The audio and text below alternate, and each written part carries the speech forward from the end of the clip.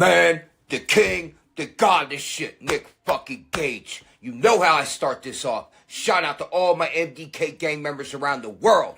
And I want to let everybody know, Blvd Bullies versus the World is a podcast. Every Tuesday, 7 p.m. live on YouTube with my motherfucking boy, Larry the Legend. And what the Blvd Bullies are doing, they're trying to ignite a revolution. Within the fans unite and make the crowds electric again. So check out the Blvd Bullies vs. the World. 7 p.m. live Tuesdays with Larry the fucking Legend. MDK all fucking day. I'm so close to being burn in hell forever.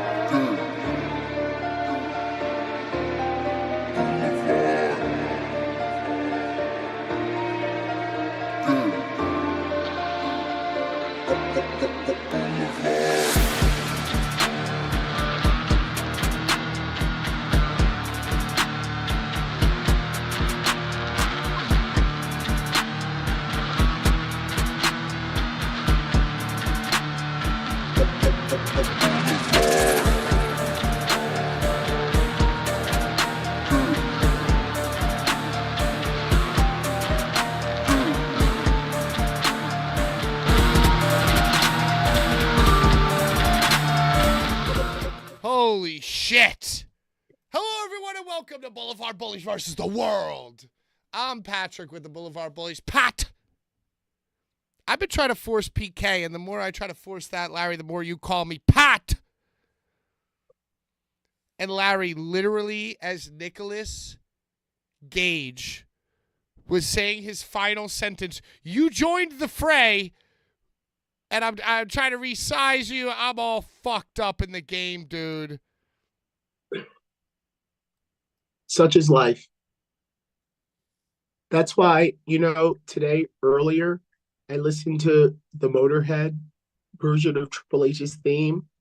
And bro, if that ain't the motherfucking Bible, if you listen to those words that Libby says, bro, it is the fucking Bible, bro.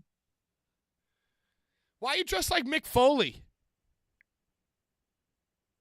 I wanted to go with the 7. I just got back from Texas, and I wanted to rep severe violence, nature, my show this weekend. So I figured I'd wear black and red, and this is my favorite kingly robe to wear. Oh, it's a robe. Ladies and gentlemen, let me introduce to you formally CZW Hall of Famer, Showcase Showdown winner, former boat owner, former ring announcer of all the promotions that got to where they were because the lights were shining bright on the legend. My wrestling Faja, Larry Legend. Thank you for showing up. Thank you for that intro. You said it all. I added that last part in. I was thinking a lot this weekend. I was thinking a lot, Larry. Yeah, you think about what could have been. I was thinking a lot. You were thinking about what could have. Megan, there's no time for what? PCO, please stop. PCO, please. Yo, dude. A lot went down. We got a lot to talk about. It was a huge, massive weekend, right? First of all, the most important thing that happened is that I returned to commentary on 5DPW's YouTube channel. Go subscribe now. Watch that new show. I took the train out to Ronkonkoma. I was screaming into a laptop, watching the thing on a TV. And Larry, I want to say it was like riding a bike. But in this analogy, I never truly learned how to ride a bike. So I tried my best. My uncle taught me, but Pat, I just want to say, for a very brief period in time, I was doing what you were doing for Crimson Crown Wrestling, Sage Sin in LA. I was getting the footage of their shows, and I would import it on my aunt's computer, okay? And I would just watch it off the computer muted, and on my iPhone, record the audio of what I was looking at. And I would send it to them, synced up, and brother, I am with you. You be going nuts, don't you? Because I did. Oh, I you know what? And even still, like, Well, if you're a member of the program, if you're a member of the Blvd Bullies YouTube, later on tonight, be a member? we got Wanna Larry be a for the member? full 2. We got Larry for the full 2. So later on tonight in No the after godson. hours, in the afters, I'm thinking I'm going to have Man Bun Jesus himself on. I love the man bun. And we're going to talk about that. Man Bun, first ever 3-episode guest. But, obviously, besides that, there was 7. You were out there in Houston, which we're going to talk about, where there was GCW. Logan Stein, Blvd Bullies field reporter, was at unsanctioned per. Boots on the ground. Icarus did fucking hog. Love it. Love it. We're doing a whole bunch of stuff, but I guess primarily we're going to talk today about... All right. Hold on. Okay. Hold on. All right. I gotta lead the charge. Okay, because I wrote like... All of us that are bullies, all of us that are bulls of the woods, when we do weekends like this, we must commit to wearing our shit. I didn't bring any Blvd Bullies stuff with me to Houston, but now whenever I do a Chicago, or I do an Allah, or I do a fucking down Alabama, I am going to commit to wearing my Smoking Skull or my Dolly McMahon, and I challenge the Logan Steins and the fucking Icaruses to fucking put them horns high. Do that Put damn the same. motherfucking horns high. I mean, I wear my Blvd Bullies shirts because for a very long time when I didn't have a clean shirt, I'd just take a new XL. And then I'd be like, yeah, Steve, I don't know. Those XLs are selling like crazy. I don't know. Way to make money. I have like 3 of each XL in every fucking... This is the OG. This is one of the OGs. Yeah. All right, so before we get to all of that, we got to talk about last week. The lovely, the talented, the beautiful Lindsay Sna. Yeah. Up in this bitch, being a gracious guest, even though Brian set it all up and I fumbled the ball, or at least tried. She wouldn't let me. Just like she wouldn't let that poor woman die at Thou Who Shall Not Be Named's neglectful show, drug binge. She wouldn't let me die out here on this pod. And, I had my facts wrong. I had my emails wrong. I had my dates wrong. She was so gracious and so lovely, Larry. She's a pro. You know what it is? I feel like she's not a pro wrestler because when you say a wrestler's a pro, they're still kind of a dick. She is a pro in the field of tattooing. She's slack. You know what I mean? Yeah, she understands. She's still in counterculture, but she understands like businesses outside of the pro wrestling insanity bubble. So like she's more normal to deal with. I would classify Schlack as a pro, but not necessarily a pro in Kevin Owens terms or Sami Zayn terms. I would consider him a pro in like moving, in maneuvering. Lindsay knew what it was. She's a pro.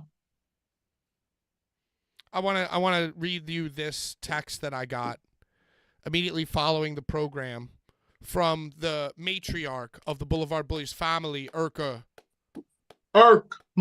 The Mother Urk. She gelled with Boulevard, and I'm paraphrasing this. She's a great example of how to be professional and respectful of the business, and you somewhat mirrored that with your questions.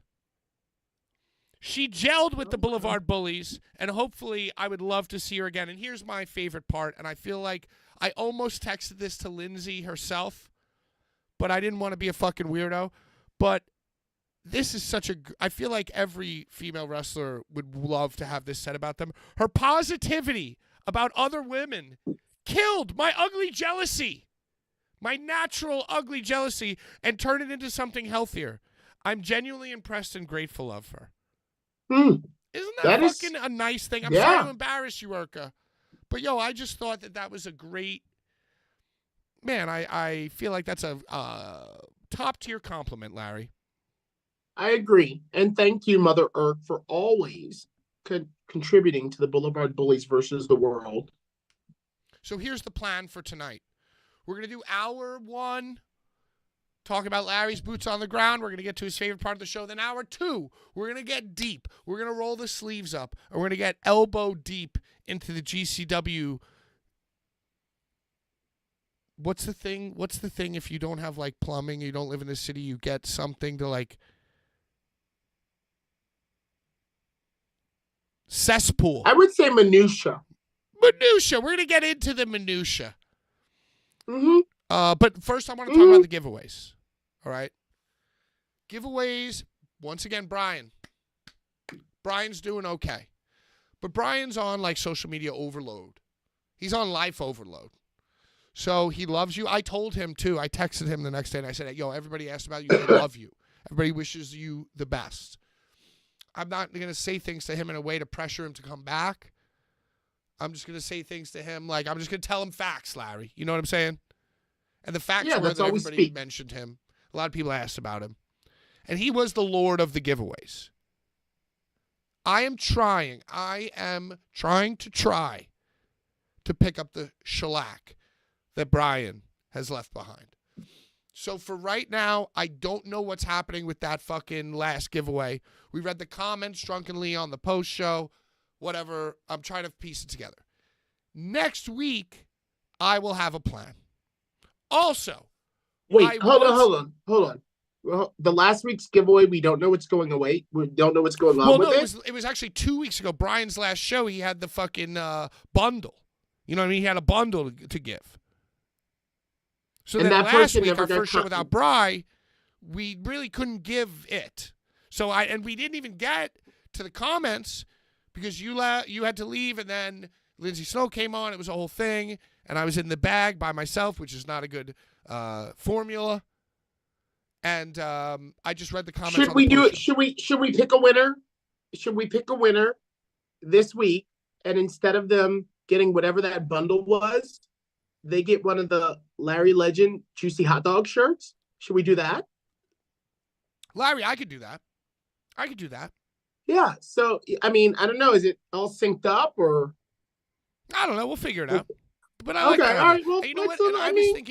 I was thinking that maybe I would give some Legacy Bullies items. I mean, I know it's not as good. Yeah, you know, we could do our own bundle. We could do our own stacks. I know, but I just feel so inadequate because Brian was giving away just like prized possessions that he spent real person money on. I don't want to do that. Like Benoit. Like the Benoit. I don't even want to pay for the shipping, Larry. I'll pay for it. No, it's okay. It's okay. We'll figure it out. I got a little Skrilla. I do shows. I never get the Seven soundtrack from the show before he left either, but it's all good. I'm not in it for the merch. Just hope Brian's doing good. Yeah, yo, listen. And you who said that? Week, like, who's that? That's Chase Orlock said that. So one of the only owners of a Larry Legend figure, Chase Orlock. Shout out Chase. Yeah, he's good. He's good. You fucking got. He's good. He's good. Anyway, we're gonna figure it out.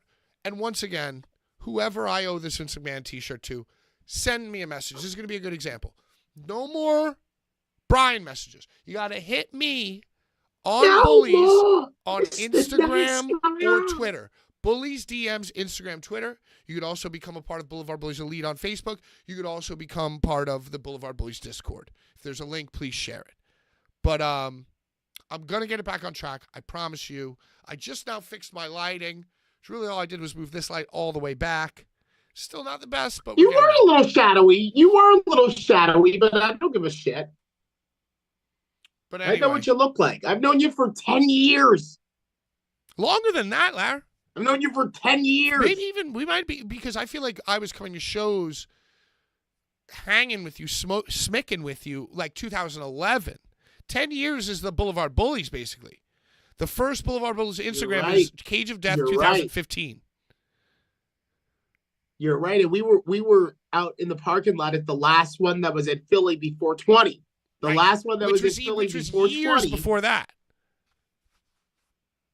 Which was years before the first Blvd Bullies Instagram post.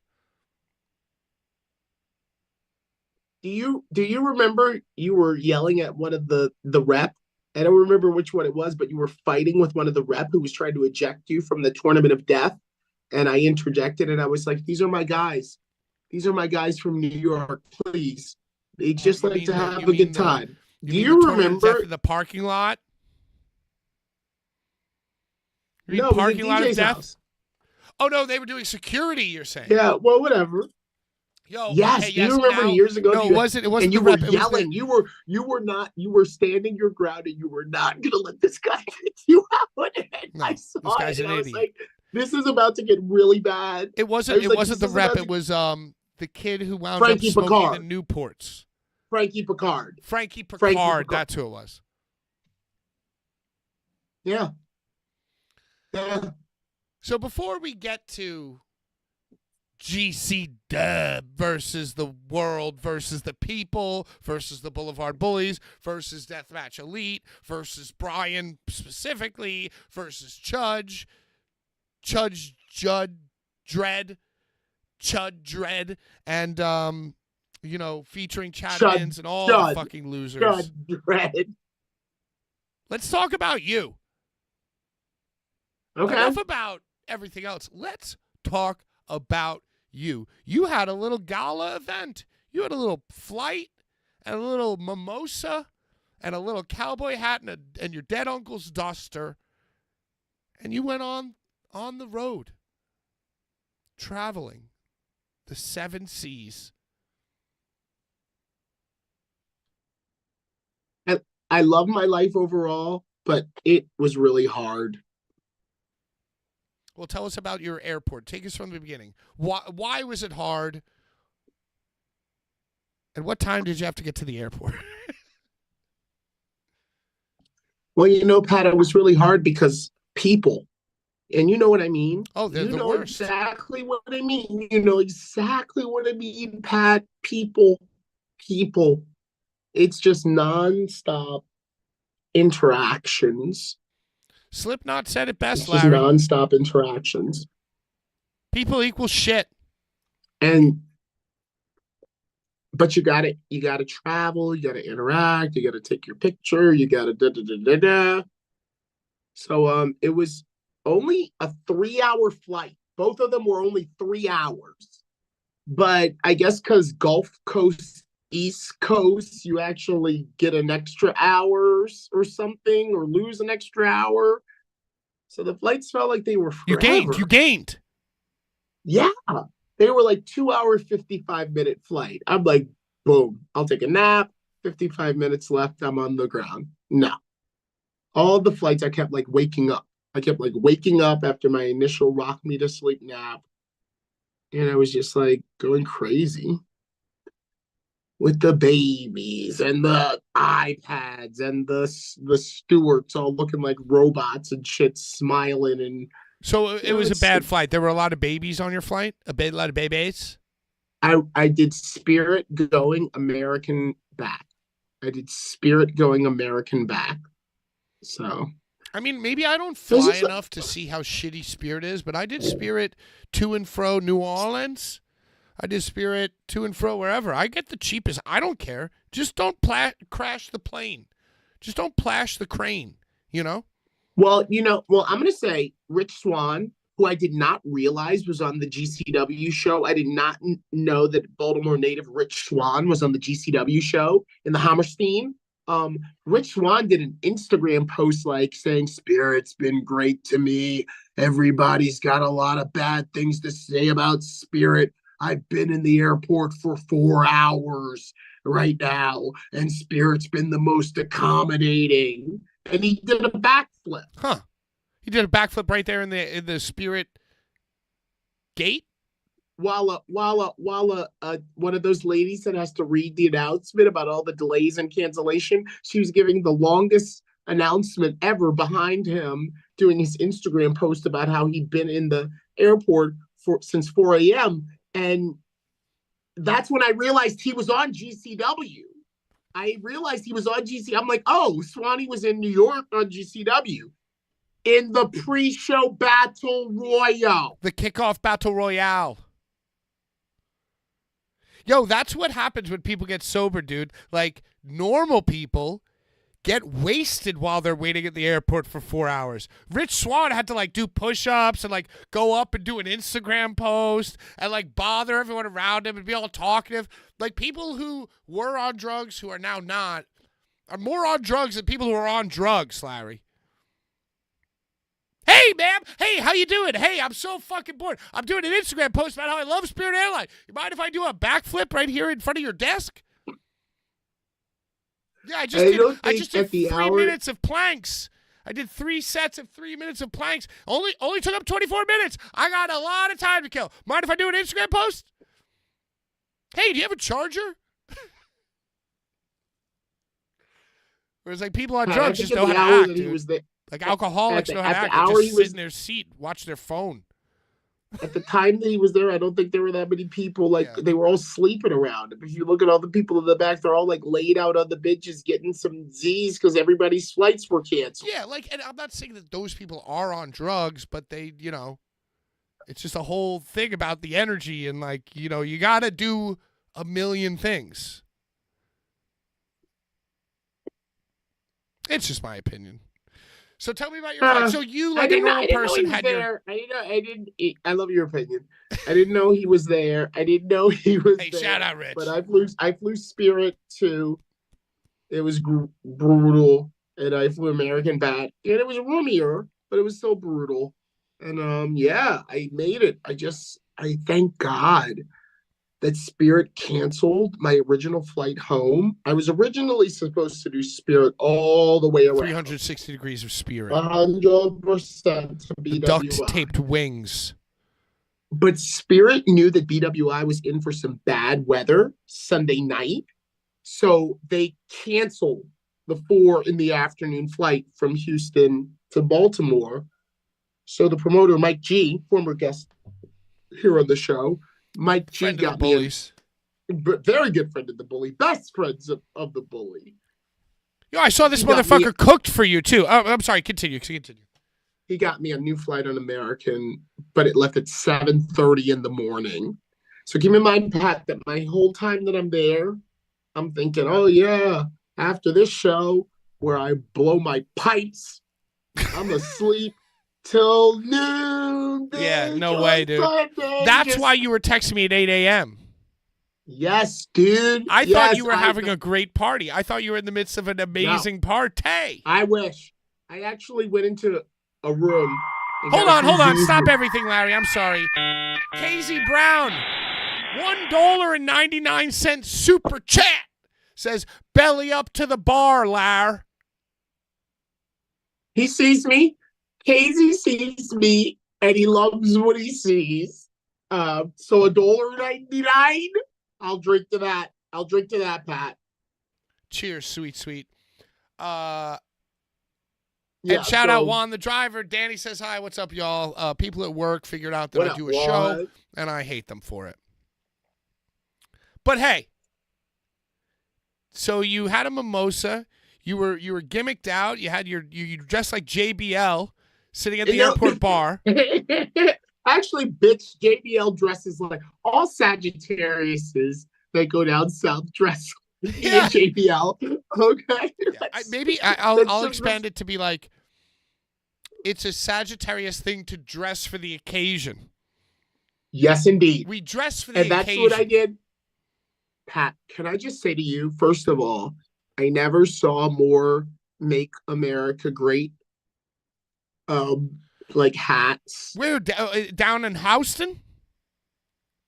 Whole way. Baltimore. Just the red ones. Not like a beanie. Not like a knockoff. Nope. Just the red gimmicks. Main line. Make them. I never saw more. Yikes. In my life. Yikes. And Pat, I never got respectfully nodded to by more. Okay. All right. Okay, Larry. Bro, in the fucking Stetson and the Duster, bro. Yeah, because they were figuring you were gonna Omar up the place, dude. Bro, they were like, "This is what we want to see." Black. Hell yeah. Hey, I don't hate it. I don't hate it, Larry. I felt quite comfortable. All right. I was like, wow, this shit is working. But they all were like, the Duster's working. They were all blended right in. But I had the Jordans. I had the bread ones. No, but they love that now too, dude. They love that Yeah, now bro, too. so they were Theo looking Vaughn is at- at the inauguration. As long as you wear dunks, you're fucking lit, dude. Dude, I'm Shane McMahon. I'm You're Shane Shane McMahon's McMahon. ultra. Yes, the Shane McMahon theory has permeated culture now. Yeah, it's like fucking be like all tight, and suited up, Jordans. Hell yeah, dude. They're like, Yeah, hell bro. yeah, this guy It fucks. was good. It was good. It was grueling. It was grueling. Everything's grueling, bro. There's a Well, lot of and that's the thing too. shit, It's like but, it's almost like this time around. Okay. It's like, okay, the first time that he was around, the guy, Mickey D, Big D, all the racists were like, yo, fuck yeah, we don't have to hide anymore, right? And then I feel like between then and now, they got tired of being called racists, right? So now it's like, yo, I'm going to show them, howdy, Larry. You're welcome here. You're welcome here, brother. Undertaker ain't But they're racist. still racist. They're still racist, bro. Yeah, but They're hey, still hey. racist. But hey. Right, Hey, because they're yeah, not tipping their hats to each other, only to like a black dude. Like, hey, how are Yeah, you? they're You're tipping fine. No, Don't brother, worry, I'm better don't than worry. fine. You're safe with us. You're safe with us. I kind of like that though. I'm not. It's Bro. better than the alternative. It's better than the tiki torches, you know.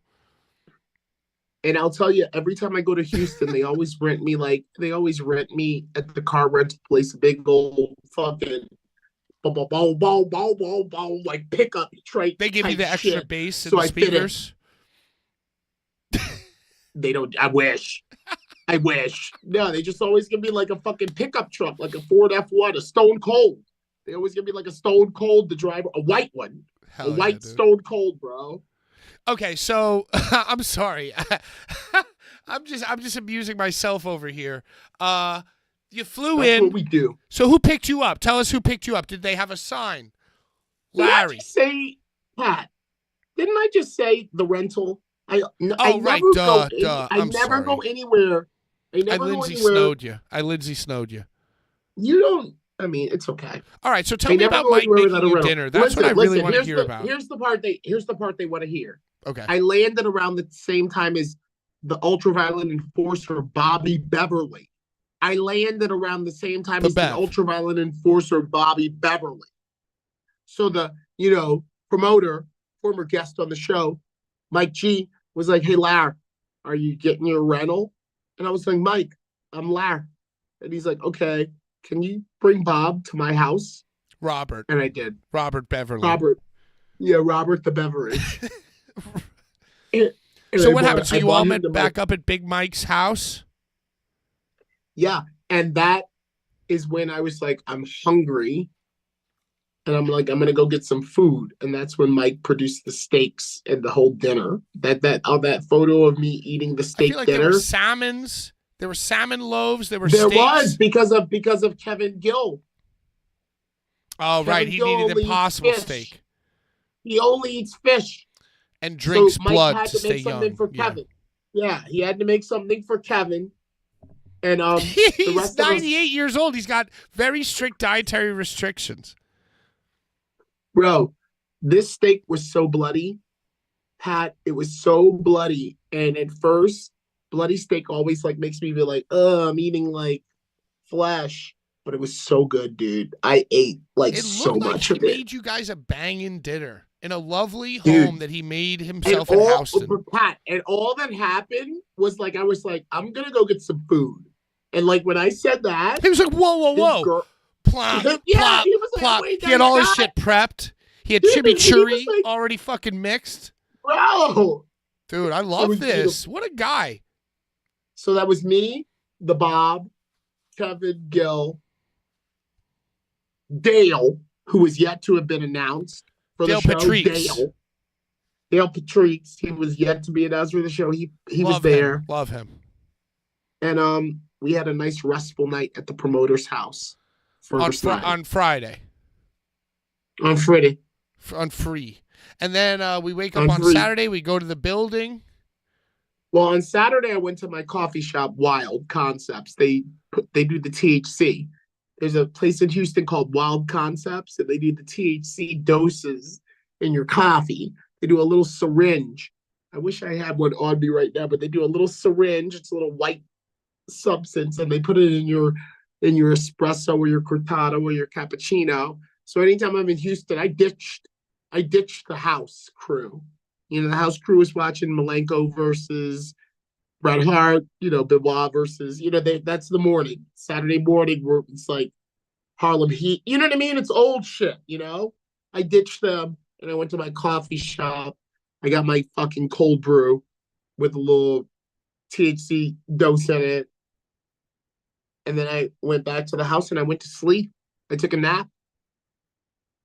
Let them all go to the building and set up the ring. Bobby and Dale, and then Schlack and Nick Gage arrived. Then Schlack and Nick Gage arrived while I was sleeping. And they jumped into your bed together and woke you up like little brother and sister. They said, "Wake up, I heard Larry." the voice. No, damn. I heard the voices and I was like, "Oh shit." And those are two very distinct voices to I hear got while up. you're sleeping. I got Terrifying, up. really. Pat. I got up to give them the beds. Like I knew they had just flown in and we had a show that night. So I'm like, oh, if y'all want to go into the room I was in and just sleep, go. Like I'm up now. Like I'm up.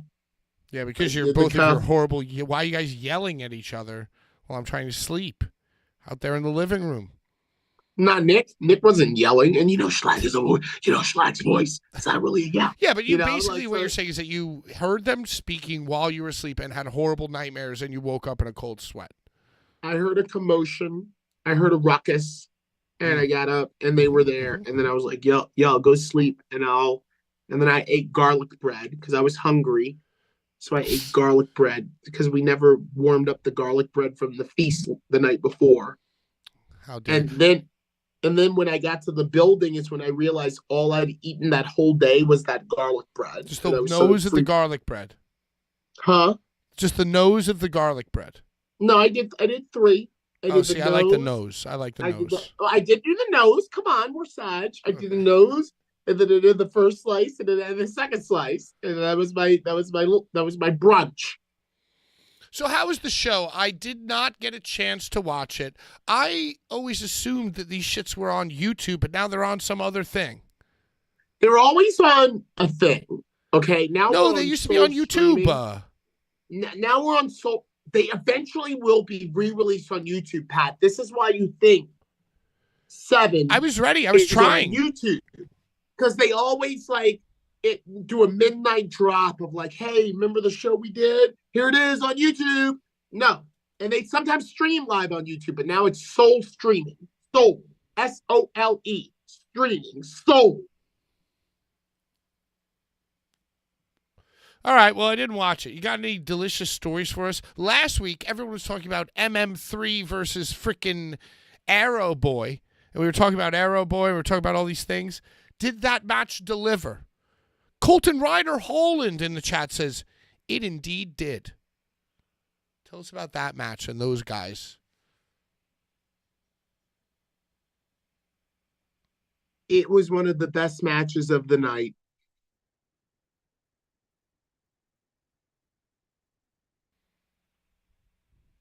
Okay, thank you. Somebody said that you dressed down and completely fucked up the referee on hard cam at some point. You dressed down the referee. And everyone says that the show was great, but the ref sucked. The ref's, I don't know, skill has been called into question, Larry. And somebody says that you confronted him. So Mike G, best friend of the Blvd Bullies of the show here, started at one point having a little bit of a conniption. Pat started having a little bit of a conniption. Okay, yeah, that's the vibe. A little bit of a conniption. He was like, "Yo, the ref keeps getting in the way of the hard cam shot."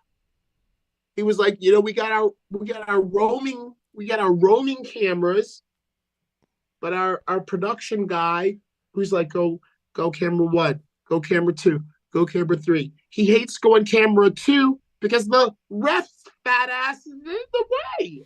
So what is Mike's capacity backstage during the show? Would you consider it similar to what I've seen Roberto do? Is he sitting and yes? Is it similar? Yes. Is it the same? Is it the same exact? No, it's not the same. Okay. It's not the same. It's not the same. But there is a guy similar. taking. Mike is not taking camera 1, camera 2. There is a director in house. Yes. Who's playing the music? Yes. Mike. Okay. So it is similar. He's got his notebook and he's holding court. Yeah. I guess yeah. In that regard, it is similar. You were in both. You were in. Well, you haven't been to 7. I'm not knocking it. I think that's a great way to, steer the ship. I'm just asking to try to get a picture. I mean, that's the way that I ran my backyard. I was always doing the music because I knew what music to play. And I knew, like, if the stereo was going to fucking go on the fritz, what to do to get the music playing again. Okay, so Mike told you that this guy, that there's trouble in paradise here, that our director doesn't even want to take camera 2 because this fucking ref is just... He just was agitated. He's like, yo, can you go up there and tell the ref, like, stop getting in the way of the hard cam? And I was like, I got it. So, they always got to sweep. They got to do that, Pat. They always got to sweep. Sweep it up, so asshole, sweep it up. Yeah. So at one point I go, hey, guys, shout out our iron ref. We only got one ref tonight. Our iron ref here tonight. Get on up here right now, ref. And everyone was like, well, and that's the thing. The poor guy was the only guy. He's the only guy. I'm dreading what you're about to tell me happened. Ref CJ. And I just basically did an off the fly bit of like being like, hey, you're doing great out here. I got to do this by myself too. There ain't no other announcer that's going to come out. I'm the only announcer, just like you're the only ref. I was like, and I want to let you know something. Even though you're doing a good job, I want you to keep in mind that there's a camera right back there. I was like, I want you to keep in mind there's a camera right back there. If for all the people streaming this, right, dude, I fucking, and he was like, he kind of was like shaking his head like affirmative. It's not a joke. It's not a joke, pal. I can also look behind him and see he was like, okay, man, okay, I get it. You got it, loud and clear. Yeah, you don't have to do this. No, but I did it in a respectful way. Yeah, no, you made it a thing. You made it a fun thing, and everyone loved it. And Mike was like, "Oh man." Yeah. He was like, Mike was like, was he mad at you? And I was like, yeah. He was like, I just wanted it's a work. You make it a work. Yeah. And it's fun. Yeah. And instead of going up and whispering to the guy, hey. Or hold on. Like how Brett Lauderdale, okay, who I worked for many a year, would have liked for me to have done it, which is like, get in his face and be like, you're in the fucking hard cam. Right. Get the fuck up. You know what I mean? Like that energy. And then what do you think the reaction would be back in the Howl days if you did that very scenario? Do you think Brett would have yelled at you? What are you doing? Oh, Larry, you're taking over the show. It's not about you. It's not about you. Talking. Yeah. Right. Yeah. Yeah, that's my guess.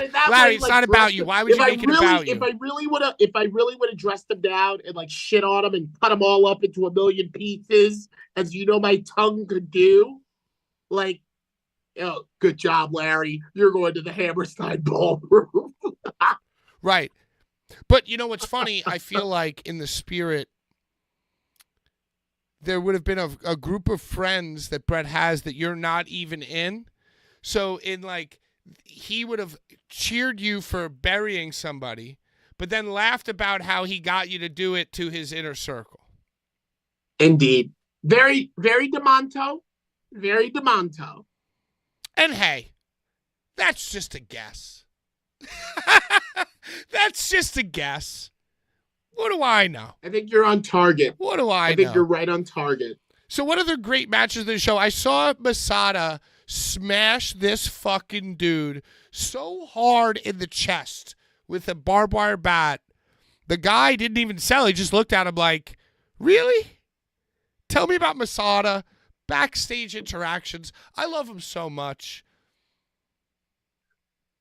All I'm going to say I love that crazy Bertle bastard so much. First of all, his opponent was the Carnivore, Remington Roar. Remington Roar. You know, Larry, I actually have that right here in my notes, but I just chose to free ball it. Pat, did you hear what I just said? Remington the Roar. Carnivore, Remington Roar. Hold on. The Carnivore, Remington Roar. I'm choosing to. And as an announcer, you should relish. You should relish in the fact of saying that fucking rhyme couplet that this motherfucker. Carnivore Remington Roar.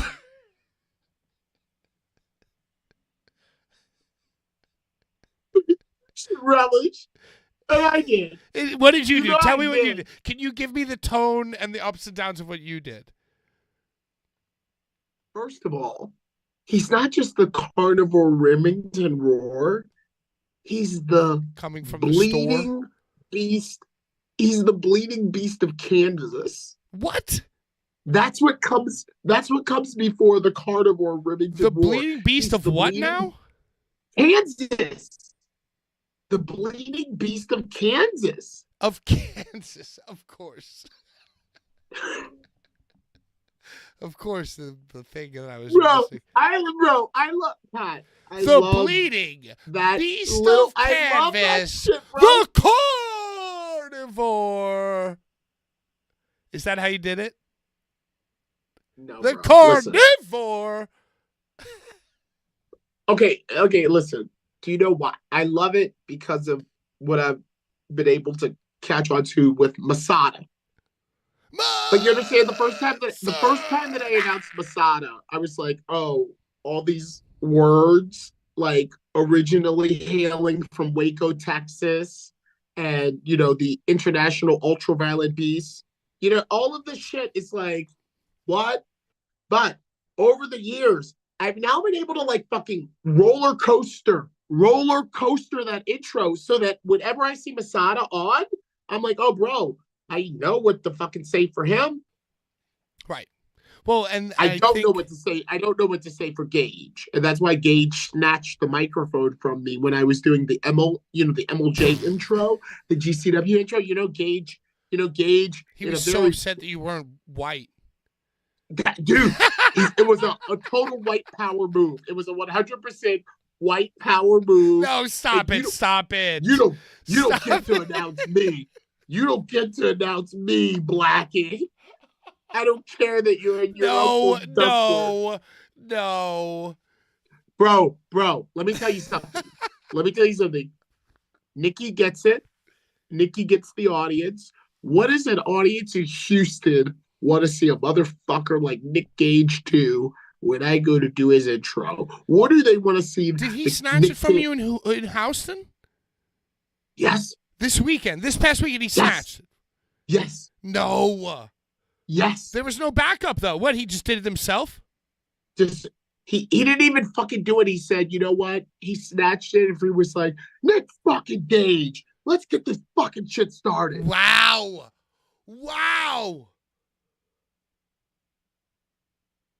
You know the only other person, Pat, to do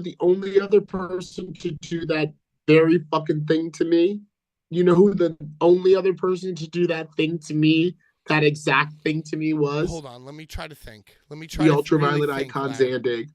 I was going to say Zandig. Dude, I announced Zandig versus Brain Damage, and Brett, coincidentally, that was the first thing that came to my mind, Zandig. Dude, Brett was like, oh, make sure you say he's the this, and he's the that, and he's this, and he's the that. Like, Brett was like in the back telling me, like, oh, make sure you say Zandig is the this. Dude, and when I get out there, I announce Brain Damage, and when I go into Zandig's announcement, He fucking snatched that shit from me.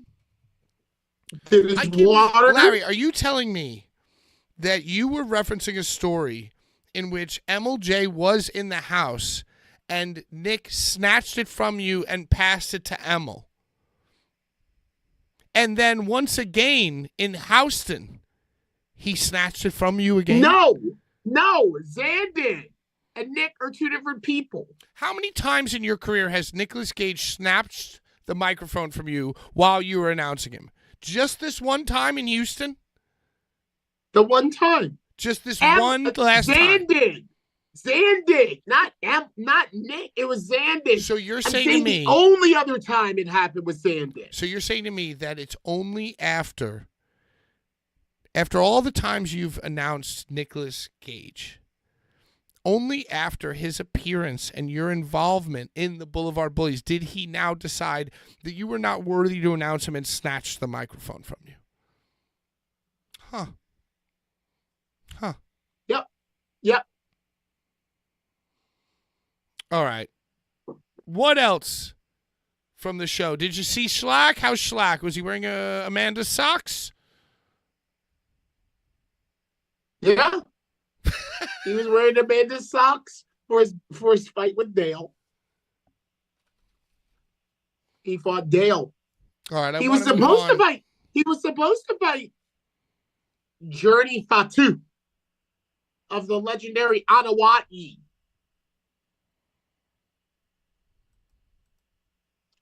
But I mean, I guess either the fires in LA or the ice on the East prevented him. Any other notes Dale, or comments about this show? Backstage shenanigans, inside stories, favorite moments from the legendary one before we move on?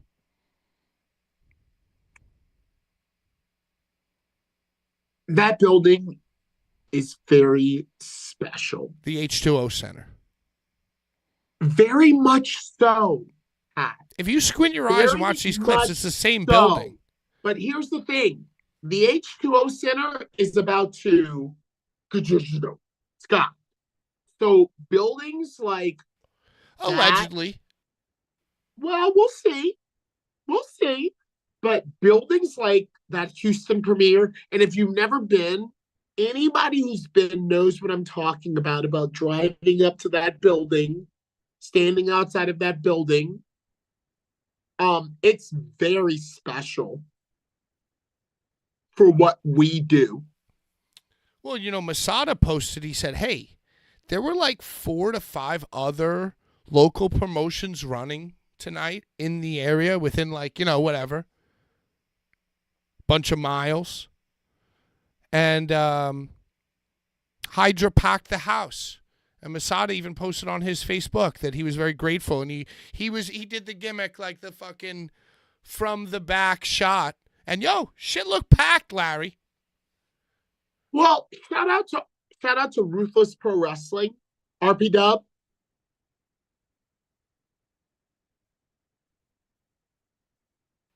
Yeah, the other half of the Hydra.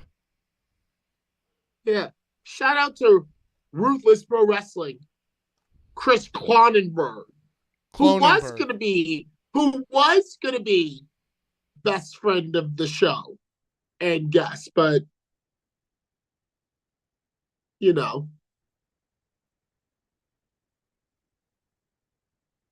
Well, there's been a lot of shows.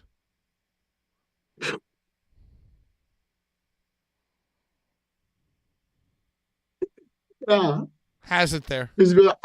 I'm in New York. I'm in New York this weekend. I'm getting my toe dipped back into that MMA. Where at? Around LaGuardia again? I guess, yeah. Wow. Yeah, that's where I am. Pat, are you my agent? Are you the one who set this shit up? Yes, I'm in LaGuardia Performing Arts Center. LaGuardia Performing Arts Center. Great venue. I'm there. Right over there. Let's have a dinner. Let's have a nice dinner. I don't got time for dinner, but come and smoke a blunt with me. Piece of shit. Hey! H2O Center is going to be missed. Got a feeling the last show is going to be the end of March. Have you heard anything on the streets, Larry? No. I am not welcome there anymore. As much as I love them, ever since this little foray into my career, which kind of coincides with my XPW career, both of those things are married. I'm not really like, they don't like me. Not Tremonta. Not Tremonta. Okay? But like just I feel like they're like, no, Larry, I you're feel like Matt XPW, Tremont you're will fuck with you because Matt Tremont's a real one, but I guess the H2O Center doesn't like Larry. I'm not really like, I'm not really in their favor anymore, like how I was when I was with Dan DeMonta. When I was Father with Don. Yeah, Father Don. When I was with Father Don, it was like, oh, you're the best. But ever since, We love you. that, yeah. Hey, let's get Rob to your Black favorite and part of the Blvd show. Bullies, it's like, yeah. Larry's favorite part of the show. Oh, okay. So let's decide right here, right now, in the interest of, transitional giveaways right now, which is what we're in. Our favorite comment, mine and yours, Larry, is going to get the Juicy Hot Dog shirt. Let's do it. I only have XL and double XL. Well, I'll take sorry. a double XL. That's first and Well, foremost. you didn't comment, and this is about whoever else, so come on. Let's fucking do this shit. All right. Lucha Libre says, all the best to Brian. Hope he's back soon, but I guess they are planning the XPW return show. I hope. Larry, have you heard anything about an XPW return show? I saw that it was Cat Martini and Rob Black's son's birthday on Saturday, and I want to just wish a very happy birthday to Major. It wasn't Brock, but it was Major, and I miss them, but I haven't heard anything from. I'm gonna branch for a second. Back when quarantine was happening, Casanova Valentine and I did a show called Quarantine. I can't believe Love you said Line. his name. What? I can't believe you said his name. Well, it's in the context of my own project, Larry. So selfishly, I will. But we did Quarantine Love Line, where it was, hey, wrestling fans, give us your love questions. So right before everything blew up, and Brian ruined everybody's XPW career, and then, went to live in Israel with his people. I was in talks with doing a show. I was going to get my own XPW show, my XPW Stream XPW show. And I said, you know what? We should do Quarantine Love Line with me, Kat, and Larry. We should do Wrestling Love Line, and I'll host. I'll host, and the two of them could just answer. Awesome. So I'll be the Conrad Thompson. That would be so good. Yeah, but then everything blew up. And I guess Cat Martini is relaunching. She has something like it's something so gross, like my little super cat deep. is doing her thing. It's worse than what was your guys' show? All Holes Filled. All Holes Filled. Her new show is something even grosser than that title. Like fuck me up the ass. I don't think it's like that, Larry, but you're close.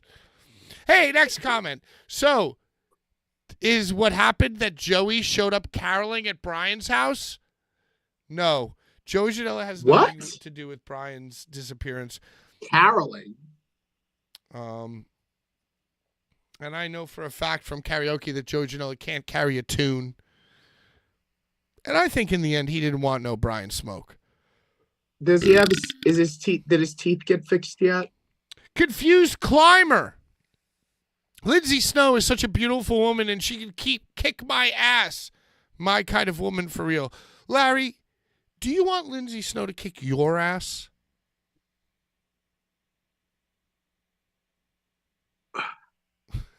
I don't want her to kick my ass. No. No. I don't want her to kick it. Okay, that's great. Chase Orlock, Slack is forever the fourth bully. So now you got to have a deathmatch tournament to crown the new third bully. Maybe we should run a King of the Deathmatch tournament.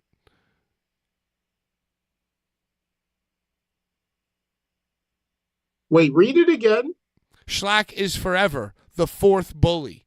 So now you got to have a deathmatch tournament to crown the third bully. Okay. We have to have a deathmatch tournament to crown the third Well, bully? I don't know. That just made me think that I want to do Blvd Bullies King of the Deathmatch tournament just as a joke because everything's named King of the Deathmatch tournament, and I just think that's very funny. Well, Kit is retired, and Tarzan is taking videos. Well, from if the there's crowd. anything I learned from GCW versus the people, is that Jizz on Was Me Kit- Justice, nobody has ever retired. Was Kit on the show? Would Larry consider being on ICW Unchained if he was asked? Miss you, Brian, get well. Hey, Larry, listen. Would you do a show with Danny DeMonto like John Wayne Murdoch did, speaking to him openly, and then go back and ring announce a show after all that's happened? Would you denounce the bullies? I would not. No. I would not do that because I already did that with you and Blvd Bullies versus the world. There's nothing more to be unchained about the entire situation. Yeah, and you know what, Larry? He had you in the change, and you deserve to be unchained. Are you vomiting? He had Okay. he had me in the chains. He had Ron Nemi in the chains. He had Weapons Master Ryan in the chains. Axel Knows says, I'm only going to watch GCW to see Atticus Kogar. I want wrestling to do well, so I hope they have a light sellout, even though I'm not a fan of GCW. And we're going to get to that after Larry's favorite part of the show. Splintermouth says, Lindsay saved a girl's life. I looked over 5 feet away and thought she was having a seizure. Thank goodness she knew what was going on. Yo, shout out, Lindsay. She Narcaned her up right into the heart.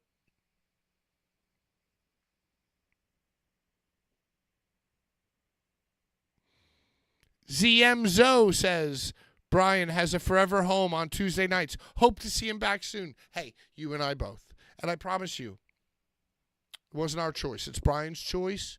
We respect his choice. But yo, the show must go. You know, Larry? Yeah. Brian is the reason that I'm here. And Urka says, Lindsay's positivity was absolutely refreshing. You know what, Larry?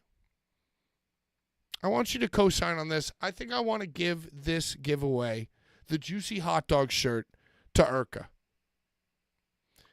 Not only because of her comment that kind of was like a cliff notes of the message she sent me, but I just love that kind of fucking positivity, dude. And I want to send Urka the Juicy Hot Dog. I hope we have her size. Who else mentioned me specifically? Okay, Who else mentioned me specific? Yeah, Okay, just tell me. Okay. Anyone mentioned Larry specifically? Well, Blue Blanca, when he asked, would Larry consider going back to ICW? Okay. I want that person to get the other one. All so right. hopefully both of the sizes match up. And Blue Blanca, just for mentioning me specifically, I don't even know who you are. I want you to get the other one. Okay? And that's how we'll make up for Brian's giveaway just being in limbo. Larry will give some shit away. Because Brian is the reason I'm here.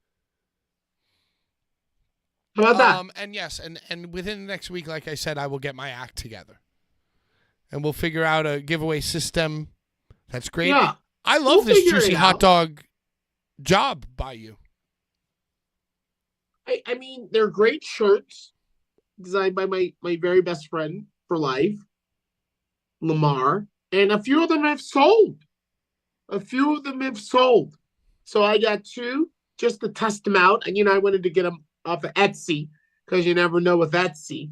I wanted to get them and look at them. They're great. I didn't get a chance to sell any down in Houston because I was working so hard next to the OG Kevin Gill and Peapod. So let's give them away right here on Blvd Bullies versus the World. ICW has just posted that Ron Nemi will be returning to the Chains in Detroit.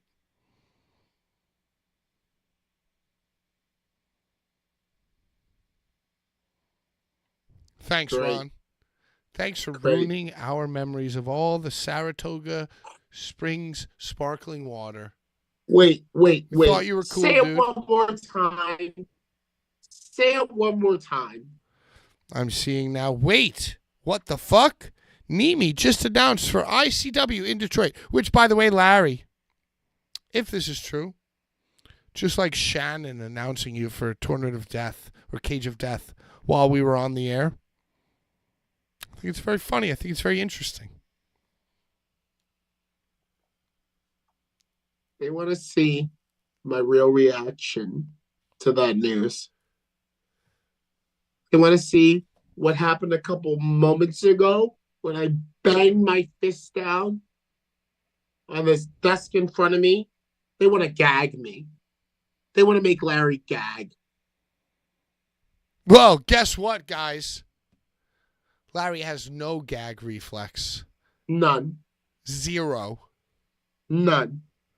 Nemi and the Struggles together again in conjunction with Horror Slam. ICW No Holds Barred Detroit.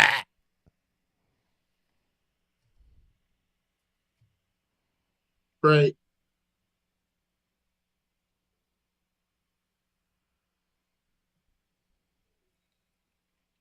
Great. Great.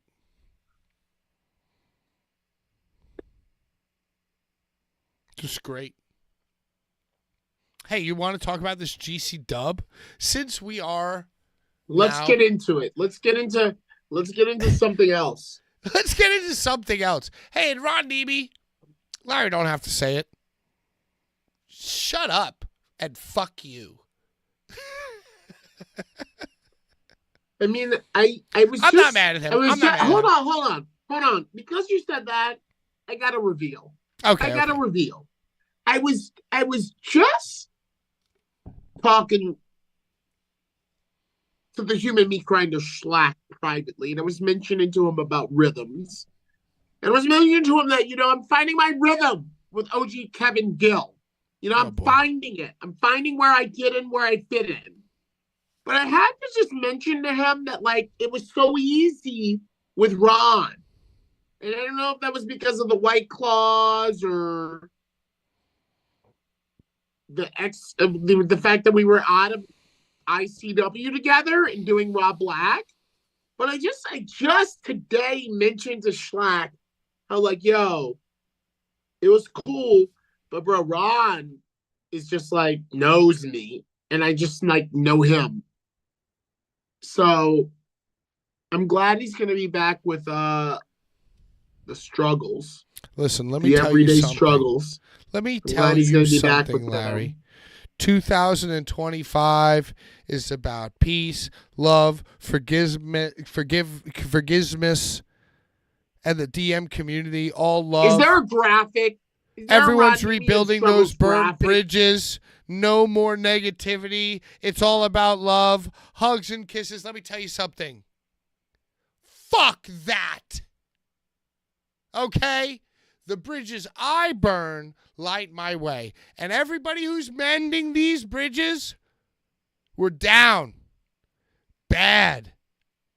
And they want to reach back to that level of $100 mediocrity that made them feel like their life's work was worth it. And to that I say, shut up. And I don't give a fuck. You're not going to trick me. You're not going to trick me into fucking coming back and caring. I'm not 5'6". Do you think the Rod is swerving? I'm not 5'6". Do you think that Rod is swerving? I'm okay with where I'm at. And when I say a bridge is burned, it's not a move. It's a fucking construction project. Well, that's what I'm saying. Do you Right. think that So Ron good is job. swerving? Hey, good job, everybody. They called your bluff because they're desperate too to feel like they matter.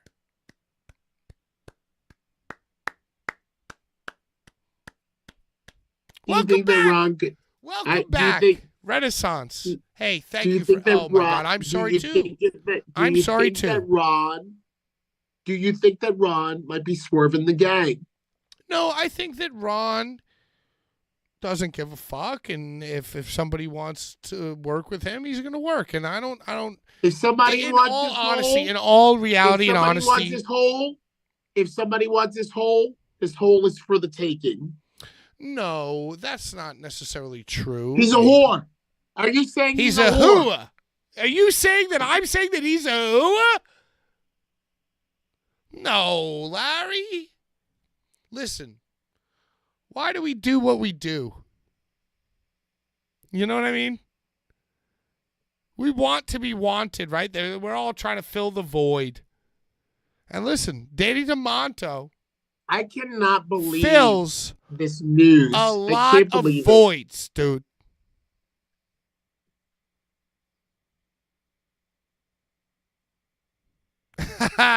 Why do we do what we do? You know, listen, we all need to feel important. And oh my God, yo, the prodigal son returns to struggles. This is huge.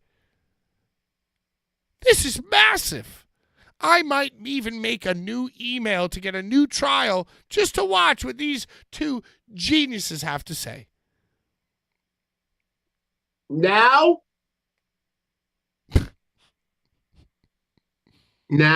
Yes. it's on. Oh, wow. Boulevard Yeah. Bullies King of the Death Match coming to you 2025. We're going to find a park, Forest Park. Central Park. That motherfucking demon that the backyard bloodbath battle royal extravaganza or whatever the fuck we were calling it, that demon that was unleashed. I am going to destroy. I'm going to lay waste to any motherfucker that is behind that microphone now. I mean, verbally, Larry, you're already kind of doing that. Obviously, 98. Yeah, but now that the Struggles is back. Yeah, but Struggles carries a towel. He's got my boy, the White Claw Master Rodney with him. Oh, it's on. Oh, look what you made me do. Look what you made Larry making him do.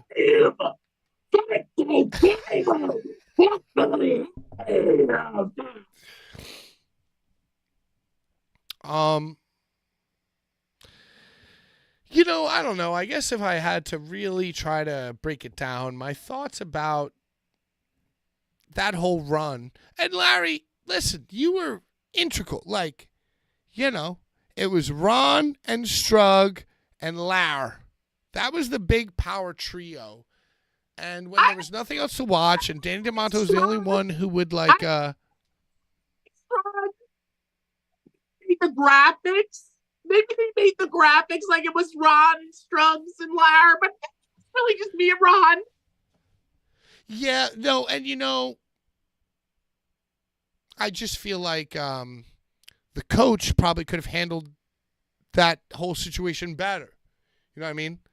Like I would be excited to have my team of Larry, and I would just let Larry, like if I was the guy, if I was the air conditioner thief, I would say, okay, I'm gonna just give Larry my notes. I'm gonna let him run wild, and then I'm gonna and how lucky am I to have a young upstart such as the Struggles.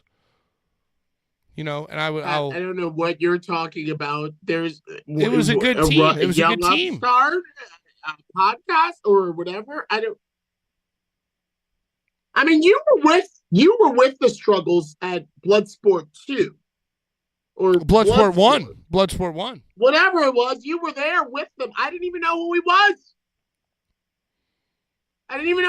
Yeah, I gave him a little magic dust. Yeah, he's got a lot of followers, but I didn't know who he was. But when I went back to that Blvd Bullies video, I'm like, oh, there's the Strugs, the fucking commentator. All right, I'm done with this. I hate Fuck this. are you? Fuck me? Someone that you know, Pat, you're very familiar with. Well, you know, I mean, He's in the the video. question that keeps Or coming maybe back is like, Steve. who are these Maybe people? it was Steve Muskoff who was most familiar with him. I don't know. It's I like, was who up are there these announcing people? Minoru Suzuki. You know, I was up there announcing Minoru Suzuki and Timothy I'm Thatcher. trying to wash and my hands. everybody that I was announcing. And someone like put a little throat spray on the table for me for Joey Janela's Spring Break #2. And I was like, who did that? Probably the fucking Struggles. All right, Who I'm knows? tired. Hey, what time is it? Have you heard I of got no Muscle God Man tonight. Malcolm? Do you guys know Muscle Man Malcolm? Nope. Muscle Man Malcolm is apparently like a guy who gets invited to like do WWE things, and he just interviewed Mance Warner.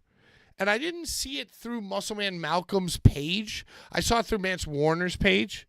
We're about to get to GCW, obviously. But Muscle Man Malcolm asked Mance Warner his Waffle House order. I guess that's like his gimmick. This guy, Muscle Man Malcolm, goes to all the shit, and he's just like a great fucking YouTuber, dude. And he asks all these motherfuckers their best Waffle House order, which I love. I think that's so fucking brilliant. That's so bullies. And I shared the video of him talking to Mance, which, by the way, I don't know. Mance is talking about sidebar, just a branch. Mance talking about his Waffle House order. When he talks about the way he gets his hash browns, he doesn't say smothered, covered, you know what I'm saying? He doesn't use the Waffle House lingo. He goes, yeah, I get them with cheese and onions, and I get them all chopped up. But I feel like there's a Waffle House lingo. And if you really were a Waffle House OG, you would know it's smothered, covered, bludgeoned, fucking chopped, schnopped. You know what I'm saying? But anyway. He goes, hey, yo, this guy, Muscle Man Malcolm, he goes, thanks for sharing. I used to watch y'all on YouTube all the time. This guy, Muscle Man Malcolm, who is a huge deal, apparently, way past the Blvd Bullies, he goes to me, I used to Never heard of him. Never heard of this person. In my estimation, I am a very huge deal. I do not know who this person is that you're talking about, or what they were talking to Mance about, or why the fuck we're even bringing them up. But go ahead. I just got to protect my own neck, bro, because I don't know. I know Larry Legend. No, I mean, obviously, fuck this kid. Who is he? I hate him too, Larry. Fuck him. You're right. I have no idea who he is, bro. Yeah, but I don't know either. I'm just saying. I just got to say with the fucking intro that you're giving him, like, who? Who? Whatever, though. Go ahead. Wow, okay, sorry. Listen, you need somebody to yell at who's not Brian. Let's talk about GCW. Yes, that's where I want to go. Let's fucking talk about it, Larry. We're doing better. Like, I never heard of this person. Fuck them. GCW. Let's go. I don't know. I'm just trying to say that. Like, I was trying to be gracious Pat, to a guy. I know what you're trying to do, but I don't know what you're talking about. I don't know Muscle Man Malcolm, and I don't know why we need to give him any more motherfucking clout because he's talking about people's Waffle House orders. I'm just when saying bitches don't that give a fuck about that. we inspired him to do what YouTube. Happened this weekend? I'm just saying that. So why are we branching into Muscle Man Malcolm? I'm just saying that you inspired me to do YouTube, and then our YouTube inspired him to do YouTube. Okay, all right. So all these bitches is my sons. All these bitches you know what I'm saying, is my Larry? Sons. All these bitches is my you sons. said to me, hey, you should do YouTube. And I listen, did it. Listen, and then listen. this guy's telling me, I'm gonna look hey, I used to watch your YouTube. I'm going to look him up. I'm going to look him up now. Look this bitch up, dude. Look him up. He sucks. Is he black? He's black. And he's got a beanie on. Right, I love him. I love him already. And he's got a beanie above the ears. And he's like a black Van Vliet. He's a black blonde Vliet. He's great. He's so much cooler than Van Vliet. He thought about the Waffle House question, Larry. And where do you think, what videos on YouTube do you think made him think like that? What videos on YouTube do you think made this muscle man, Malcolm Milkman, think like that?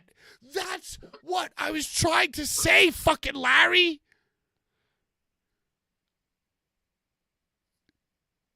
You understand? What's your favorite Waffle House order? Hey, Tony Nese, what do you get at Taco Bell? Hey, David Starr, what's your favorite fucking Jewish meal? Do you get it? Do you get it, Larry? I do. God damn it. I do. You get it now. You get it now. I do. Hey, what do you like for Mr. Something? Hey, Masada, want to eat ice cream with us? Hey, Mance Warner, what's your favorite Waffle House order? You get it? Do you get it? I get it. I swear to God, I'm going to fucking murder you. Don't murder me. I get it. Oh, my God. Sometimes I'm a little slow, and you got to catch me up. Yeah. So obviously this But guy I don't know. sucks. Obviously I don't know. he sucks. But he's smarter than us. And he puts in the work. And he's like, he made himself a thing, man. But he used to watch Blvd Bullies.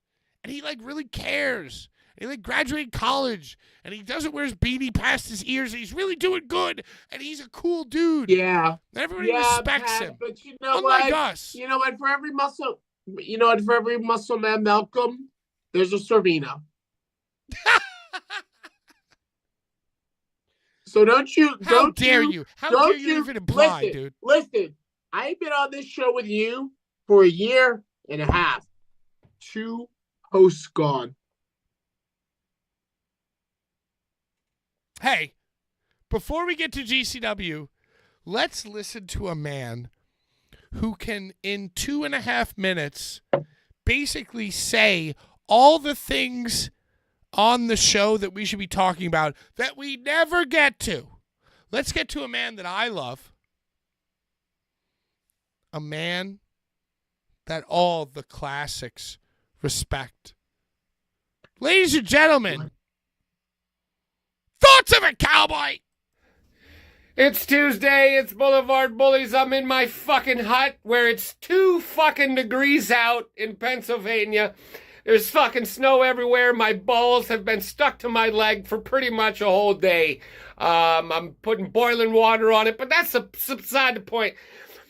I filmed House of Glory, watched The Throne. You can watch it on Triller. Good fucking time, great matches.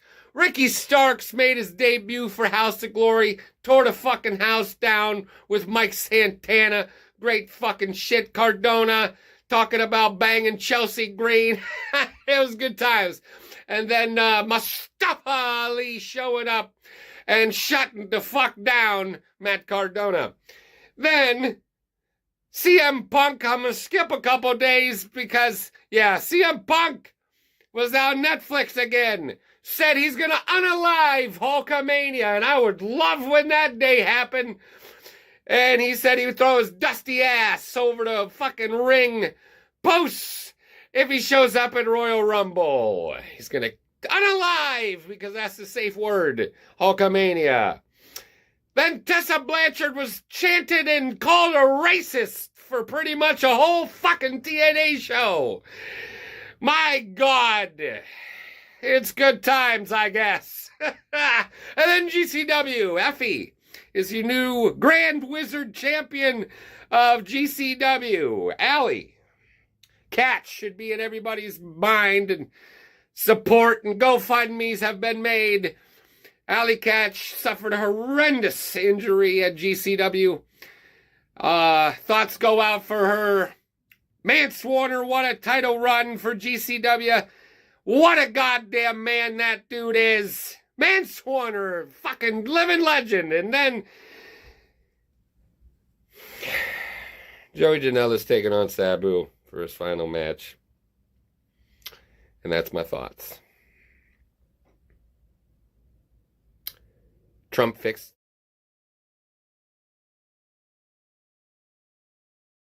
All right, Larry. Well, those were the thoughts of a cowboy. Brought up everything that we should discuss. Tessa Blanchard chant, she's a racist. Thoughts, opinions on that?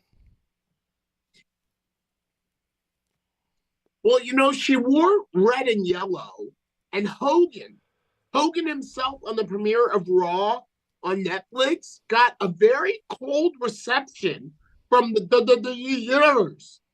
So I almost feel like it goes hand in glove that if you're gonna rep them colors on some gang, you think it's a gang? Rude.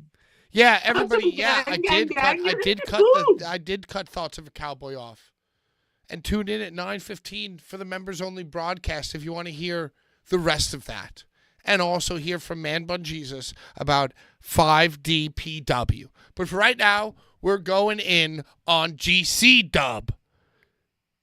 The People versus. Hey, we're sorry the last show sucked. We're gonna do so much better this time.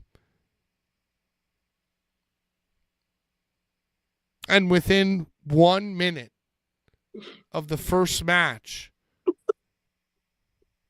why? Don't laugh. You don't know what I'm about to say. I got it. Within the first minute of the first match, a fan favorite, somebody who I love and respect, they're doing a Bret Hart, Owen Hart, Lex Luger, Yokozuna thing. First match determines the final match. And oh my God. Alley Cat mangles her leg in several different places within the first moment. And Rhinestone said it best. Yo. Thoughts and prayers. Thoughts and prayers. That was the opening match? I believe so. It was definitely within the first minute of the match, and I believe that was the first match on the thing.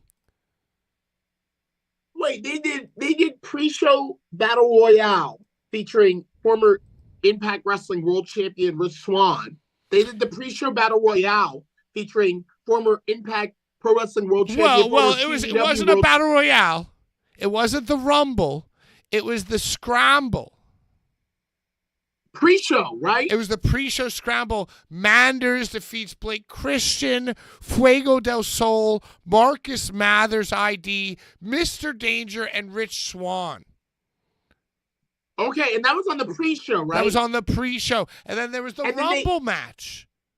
Was the Rumble show on the pre-show or opening the show? No, the Rumble show was also on the pre-show. The Rumble match with Crowbar and the fucking Insane Clown Posse and fucking PCO. This is what I'm reading. I'm literally looking at it on Cage Match. And the show opened with Allie.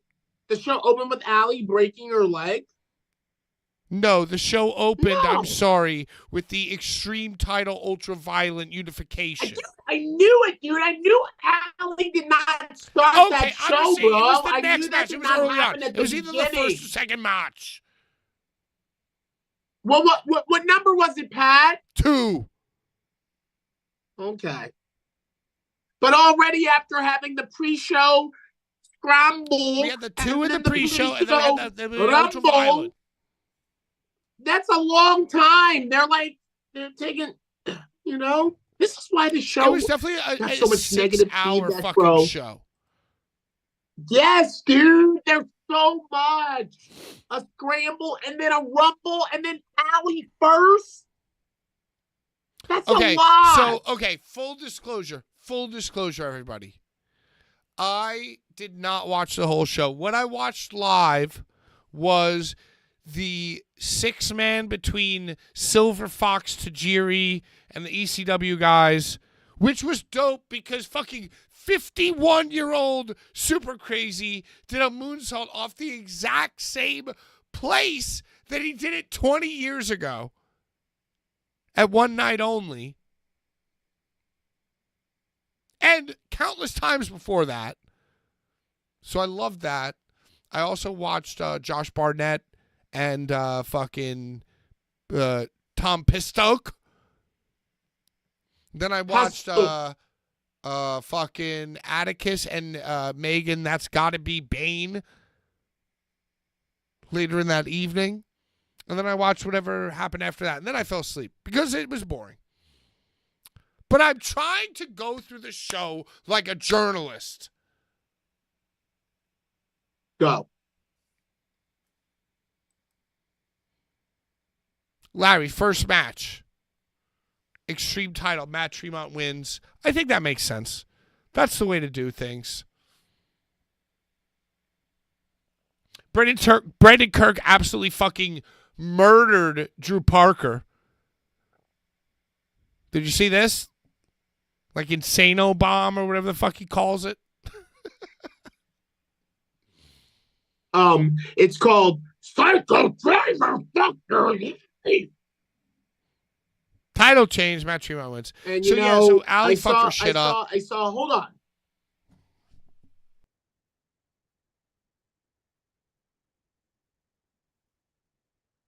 Yes, Okay. Allie fucked her shit up like Sid. Like Mickey Knuckles. She fucked her shit up like Mickey Knuckles. This is for Gins. Don't worry, Pat. Nobody stayed awake to watch the whole show. Yeah, that's what I'm saying. That's what I'm saying. It was long. Dude, at 12:30, Matt Cardona was fighting Microman, and I didn't know if I was dreaming or not. So you want to keep going through the show, Larry? Nope. Okay, cool. Anything else you want to talk about? I mean, I don't want to talk about that show. It's great. Well, there were other very interesting moments that I feel like people want to hear. Did you watch it? Well, go ahead and talk about it then. And I will add. Yeah, I did secretly go to the show. I have these notes here. You and were I've there. been talking on the You were Blvd Robert Bullies Lottie? Elite about You what were Robert Lottie? Yeah, I went dressed as Robert Lottie. Now, Did you see how pay? Atticus Did you pay? Kogar wore Did a you pay or mask? did you just walk in? Did you pay or did you just walk in? No, you see what happened is, you know how Atticus Kogar wore the mask that looked exactly like Megan Bain's face? That's what I did. As Chad Mims. And they thought you were Megan Bain. I was Megan. They I thought was you were her. Atticus. I was her. They thought you were Atticus. No, they didn't know who I was because I had a face on a face, just like Atticus did. When I used to work for Ring of Honor Wrestling, I used to push so many people through and be like, these are my guests. Brian XL, Pat of the Blvd Bullies. Yes. Pete Borsato. I used to push so many motherfuckers through that front of that grand ballroom or through that marquee into the Hammerstein just because I could. Um, Do you think Emil did that for anyone? okay. So, there's so much I want to talk about on this show. I don't even want to go in order. I'll go off the chat. Urka says, Atticus dressing like that girl is hilarious. What did we think of the Atticus Kogar intro? Okay, I don't want to know what you think. I'm going to tell you what I fucking think right now. After seeing now how the entire piece of business played out, it's obvious to me that he got dealt a bullshit hand with no fucking juice whatsoever. And even though I hate this fucking 2-semester film school pretty boy Casanova Valentine on Ozempic, fuck! I gotta give credit to this guy because now seeing the whole story of what happened in the match, I realized that he was dealt a bullshit mid-card shit hand and highly, in my opinion, disrespected. Even though I don't even think he ate shit, really. But he made the best of it with these promos. He released like a 10-part series. Like some fucking Joker shit. He released his own fucking exclusive merch around this shit. He put together his own fucking WrestleMania entrance around this shit. This guy really fucking cared about this bullshit, kind of like suck my cock thing that Brett Lauderdale gave him. And I almost hate that he worked so hard to make it interesting for this motherfucker. Well, you know, he's Ricky's son. And Ricky Larry, that was Page's my son. next sentence. He That's learned Ricky it Page, from you know? Rick. He learned it from Dick. Yeah, The merch, yeah. the colors, the exclusive outfits, the fucking big fight feel type of shit, the promos, the editing, the social media. He learned it all from all of Dick. it, all of it, all of Yeah. it, all of So- it, so, all of it, all like, of it, all of it. To me, listen, to a lot of people, he's the truth. To me, he ain't the truth. But I came away from watching that. And that's one thing that I actively watched that evening. He came away from that. They fucking buried him, dude. And at least they set him up to do a hyper. He'll do like a sick death match with Sawyer now. You know, he'll do like a sick, brutal bloodbath with Sawyer. And that'll be good for them. That's my thought, at least. But, yo, they kind of fucking buried him, dude. And he tried to have a WWE match with this girl, and it really wasn't fucking that great. The best part was Otis Kogar belly flopping through the table after getting hit with the mace. So Otis was there. Otis appeared. They almost did like a Bloodline Rules where like Otis just came out and immediately, without any kind of admonishment, just started fucking up Megan Bayne. He moonsaulted her, and then he got on the top to do something else maybe. I don't remember. And then fucking a masked figure bear maced Otis. And dude, he sold from like the top rope, stumbling down, wiping his face, and then saw the table, just belly flopped through the table and broke it. He was the only man who was able to break a brown table and not a door that evening. Otis. Friend of the Who was program. the masked figure that bear maced them? It was fucking Sawyer Wreck. Coming I out of saw that. retirement, Larry. I did see that. I did see Sawyer came back. She just goes right back into retirement, like, oh, okay, cool. And then they hugged. And then Sawyer, like, yo, Megan Bayne is a tall lady.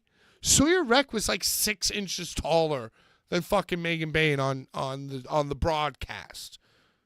And I say broadcast in quotes because I was secretly there, dressed as Aaron Kaplan.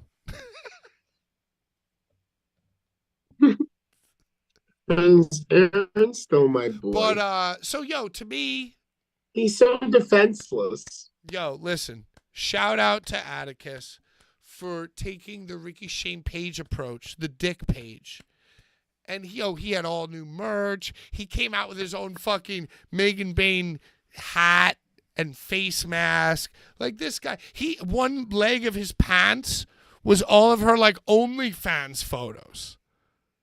All these bikini photos of her were one leg of his pants.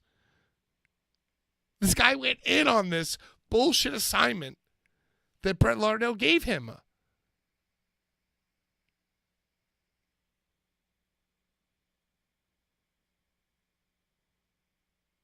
Well, do you think that Addie is the type of talent that Brett Lauderdale gives assignments to, or the type of talent that Addie is telling Brett, "Oh, this is what I want to do"? Considering that, considering that, Addie is Ricky's son. Okay, so as Brett, you definitely have to pitch it to this kid in a way that he performs the way that he did and believes in it the way that he did. Like, so the online perception of Brett the Hitman. He's already gotten shit.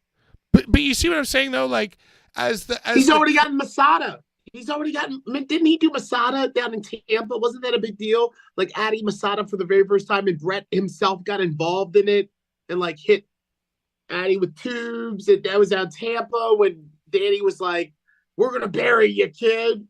and no one came to Danny's shows. I was the announcer. Wasn't that like, Addie's already had his ego stroked by Brett. Okay, So but now what I'm saying is that Brett is bigger than Addie, and to I either know if he's Ricky's kid, that's not the deal. The promoter's never what been I'm saying bigger is than the talent. what I'm saying is there needed to be a trust because think about it. In one of Addie's things, he in a GCW ring, he said, "I have the only deathmatch championship that matters," which he meant the no holds barred thing, right? America. The fucking gimmick, America, right? And he goes, the "But America." I can't talk about that." So the trust that Brett had, and I think Brett knew that he was, it's like a good balance. It's like, I have trusted you. Do a shoot, do a thing. Talk about Danny. I don't fucking care. Just work hard. And that's a good investment. Atticus made like 80 hours of video for this guy leading up to, he did like a 5-part series with like green screen and editing, fucking voiceover and old clips. Like the guy really cared. So to me, Coach Brett pushed the right button because at the end of the day, Atticus is fucking lost. You know what I mean? So there was all this promotional work. And then with all these things, even think about the Cardona, Chris Jericho, all this shit, right? Chris Jericho attacked Cardona at GCW. And now Cardona is about to fight a mystery opponent at GCW. And instead of it being fucking Chris Jericho or fucking Ricky Starks, who was like in the mix of this drama, it was fucking Tommy Invincible. And then by 12:35, I'm watching Matt Cardona fight Microman. And then finally, Jimmy Lloyd comes out, the different point. Let me tell you something, Larry. Larry, let me tell you something. As somebody who has been, I lay claim, and nobody can fucking disprove this. I was the first fan of Jimmy fucking Lloyd, dude. Tell me I'm wrong, Larry. Tell me I'm not Jimmy Lloyd's first fan. Seriously. I mean, you heard OG. Seriously. When Jimmy was in I regular fucking trunks. loved Jimmy Lloyd from the very beginning. And at the end of the day, if Matt Cardona is going to wind up taking a pin from Jimmy Lloyd in the Hammerstein Ballroom after Jimmy Lloyd did, this is what I would have written for him too. Jimmy Lloyd links up with Matt Cardona. He gets a spray tan. He starts wearing the half fucking Zack Ryder gimmick. It's a whole thing. And then at Hammerstein Ballroom, little by little, Jimmy Lloyd can realize that he's fucking more of a bro than Matt Cardona ever was, right? So they could have built to that, dude. They built it thinking it was going to be Chris Jericho, Ricky Starks, or there was some kind of meta fucking movement and storyline in place. No, there wasn't. It was that simple. Tony Khan and Brett Lauderdale both have tiny dicks, and they were arguing. And all of their shows in Hammerstein were all fucked up because they all have tiny dicks. But at the end of the day, if you cannot produce a good opponent for Matt Cardona, you need to build a storyline through vignettes, through spray tanning and woo-wooing, and bring Jimmy Lloyd could be like the Rocket Sock, dude. They don't have the time. They don't have the time. Oh my God, it makes me sick. They gotta rush it. I know. Am I bugging? No, they gotta rush it. Jimmy Lloyd came out wearing Matt Cardona's pants, but the Zack Ryder version, and beat him with the fucking Zack Ryder finish, which, by the way, happens to be Effie's finish, who won the title later on, but whatever. And if they were going to do Jimmy Lloyd versus Matt Cardona, they could have done vignettes to build up Jimmy Lloyd, like, becoming a different boy once again. And then he finally could have come out to, like, a new theme or his old theme, dude. All these people want these WrestleMania entrances. If you would have hit Jimmy Lloyd's original music in Hammerstein, But that's another thing, Larry. These fans, these people who are at this show, these are not our people, Larry. I know. These people are not our people. Nope. Who are these people? They weren't. They're the people. Okay, so you got They're Mittens dressed in an orange jumpsuit. Mittens? Yeah, you got Mittens there, right there on camera, dressed with his friend like they're in Con Air. But who else are these people? Who are these other people at these shows? Who are these people at these GCW shows now?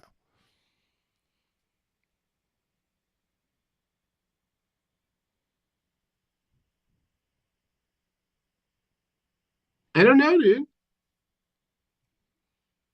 I haven't been to a GCW show since me and Ron Nimi popped up on the backyard thing. John Richter, thanks for shouting me out. I'm sorry that I'm so passionate about Jimmy Lloyd, guys, but you know, it's my favorite theme music. He's my favorite wrestler. And when Matt Cardona took him under his... I just want to let you know... Okay, never mind. Go ahead. Proceed. Never mind. Proceed. Yeah, and then they kept showing Slade, and Slade wasn't there. The show, to me... What about Silver Fox Tajiri? What about him? Just awesome. Tajiri's one of my favorites. Was Mikey there? No, Mikey wasn't there, dude. Oh, Red was there. And Red was there, and did you see at the end, they forced him to take the Independent Wrestling Hall of Fame plaque. And once again, thank you, Brett, for deciding that you get to decide. Thank you. Because somebody had to do it. Larry? Red got awarded the Hall of Fame induction. Yes. Shoot. He didn't even know it was happening, and after the match, they were just like, you're going in. Yeah, basically, I mean, I did a lot of the connecting of the dots and the writing for them because I wanted to feel good about it. So, in my opinion, in my imagination, what happened is, it was like, oh, Amazing Red will never show up to the dinner. He'll never take any credit. He's like a recluse. Am I wrong? Stop me if I'm lying, Larry. So this guy's a recluse. So if we booked him on the show, and it probably took a lot to get him out of his house to even go on this fucking show, right? Oh my God. Toast. Yeah, it probably took a lot to even get him on this shit, right? And he's never going to show up for a Hall of Fame introduction. He's never going to take any credit. And you know what, dude? Knowing Hami probably was on board. Because Hami probably believes the same thing that we all do, which is that Amazing Red should take credit. You know what I mean? Like so Hami was like probably on board with like, yeah, after the match, let's fucking, surprise him so that he can't have any choice not to accept. That's what happened in my imagination. I mean, it's very old school.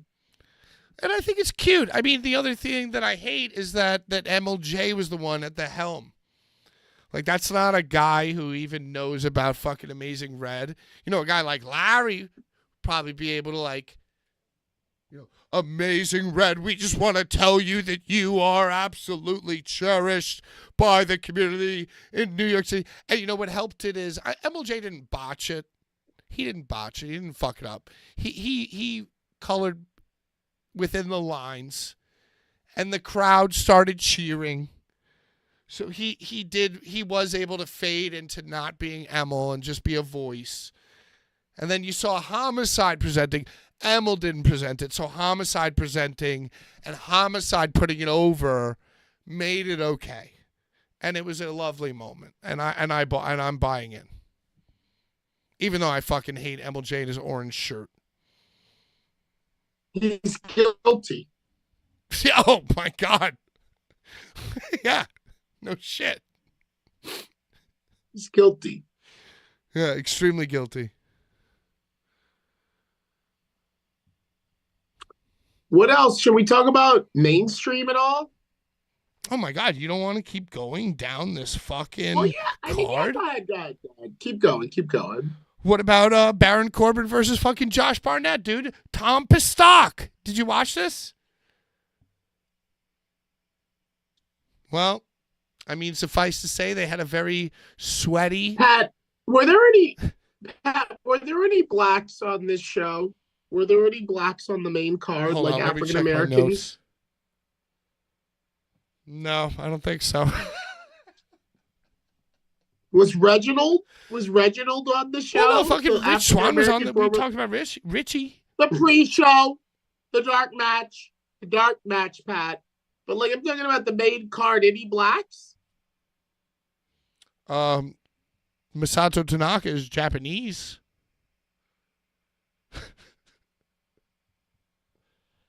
No, not that I can see from my notes, but I don't know. You know, I'm not the expert. You shouldn't be asking me these questions. I'm in the bag. I just was curious. I was just curious for the culture. Like, were there any like? Oh, Reggie, you know, dude, like- Reggie, the guy who Reggie I was thought on was it. made Jay Bougie last week. Yeah, it was Reggie versus Vikingo. I missed that one. I was asleep. Did that match happen? The 45-minute break for the NYC commission was crazy. See, I mean, that's another thing that was crazy is that they did a break to set up a cage, and they did a break to take off the ropes. Very ambitious, very ambitious. Hey, you know what? Shout out ring crew. Shout out Chad Minis. Shout Akeem. out my kid Logan. That's my kid. I have no more drink. Come on, Pat. Let's go. Come on. What else? All right. Let's go. I just want to also say, as long as I praised MLJ for not seeming so Emil, I want to say that last week I criticized him about the Megan, please, it's not time to what? Getting pushed with like one finger. What? Megan, please, what? I thought very, very heavily that him trying to wrestle PCO and trying to reason with and say to PCO, oh, it's not the time. You don't have to get the microphone away. Oh, please, PCO. I just thought that was horrible. And, man, if that didn't end with PCO smashing him in the head with the sledgehammer, it wasn't worth the juice. The fruit wasn't worth the squeeze.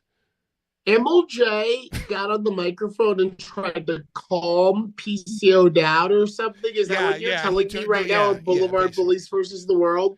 Yeah, he tried to calm him and how did PCO respond to it? He just ignored him. How did PCO respond to it? Yeah, just kind of ignored him. Should have killed him. Should have unalived him, but you know, hey. And I don't know. And Effie's the new champ, and I love Effie, and I think that's great. But Mance, what a run, also.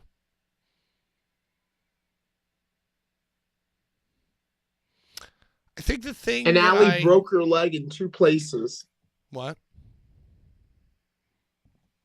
Oh yeah, Allie broke her leg in up, two dude. places. And, like and I Mickey think Knuckles. Ryan Stone said it best. Like thoughts and prayers, and there's a horrific fucking yikes. I can't even imagine. And yeah, it requires mental toughness. I read on Reddit. I read on Reddit, Pat, that Brett brought the crowd in closer. He brought the guardrails in closer, and that was the reason that Allie hurt herself. Oh, stop it! Stop it! I read it on Reddit. You didn't read that on Reddit.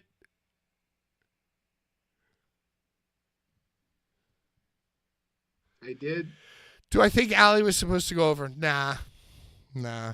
I mean, I don't know. Like, I don't mean to say it like that. Like, oh, it's like me. Like, nah. No, but I think it was Effie's time. I think it's Effie's time. The only inauguration that matters. I think that's a good timing. I think, yeah, fuck it. Give it to Effie. I mean, Mance was the bad guy. Mance did the bad guy's job. But we all love Mance very much. We all love Mance so much.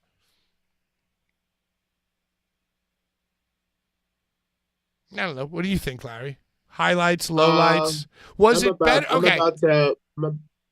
My phone's about to die. Sorry. All right. Was it better then or worse than last time they were at Hammerstein? Did they make up for? Are they now not guilty?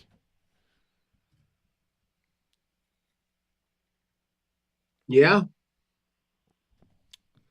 So better or worse than first time around? I did not watch either show.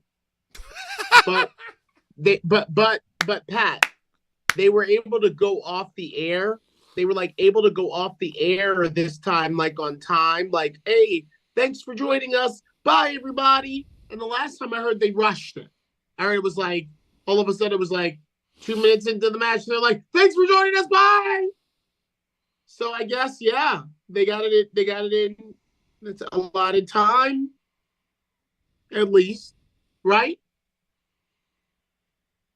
Hey, Larry, Last I see time what I you're heard saying. it I was, like, see going what you're off, saying. like- You're saying that GCW went off at the right time. So you're saying that we need to go off at the right time. That's what you're trying to tell me. You're trying to message to me to end the show. Then no. I'm just saying that the major feedback that I got from the first GCW show was, number one, all the big time stars won. They just washed up everybody that was a GCW person. They washed them up. Jeff Jarrett didn't even take his coat off, you know. Didn't even take his coat off. He didn't even take his coat Ruby off. Soho But beat last Alley time, Catch, I believe. I remember Jay Briscoe, R.I.P. Jay Briscoe, who recently, the anniversary of his passing, tweeted right after, like, F Comcast.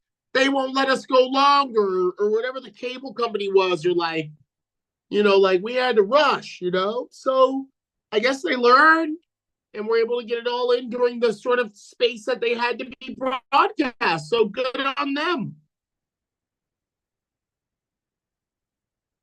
You know? Hey. Larry Foley, I love you so much, dude.